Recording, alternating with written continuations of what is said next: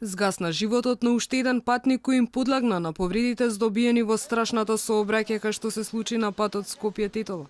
Станува збор за 39 годишникот Густивар, кој со тешки повреди бил задржан на лекување на Карил. Борбата за живот траела 3 дена. За жал морам да известам дека утро почина уште еден пациент кој беше при мен со многу тешки повреди од сообраќајната несреќа, стануваше за тешки повреди на градниот кош и на белите дробови.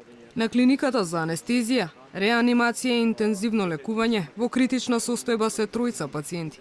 Помеѓу нив е и 19 годишната девојка на која и беше ампутирана ногата. Девојката исто така вчера после 2 операции направени заради спасување на животот на пациентката е во тешка критична состојба и продолжува да биде критична и она и другиот пациент со торакална повреда кој што моментално се наоѓа во единицата за интензивно лекување. Критична е состојбата и на 5 пациенти во болницата 8 септември.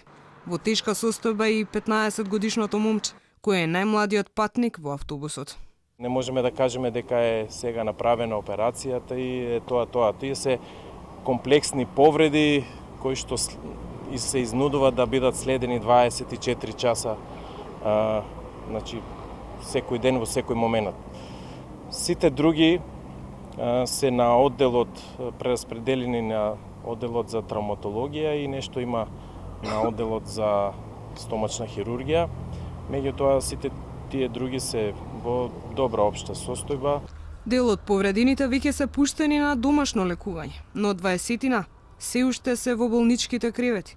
Во страшната сообраќајна несреќа кај Ласкарци, животот го загубија 15 луѓе.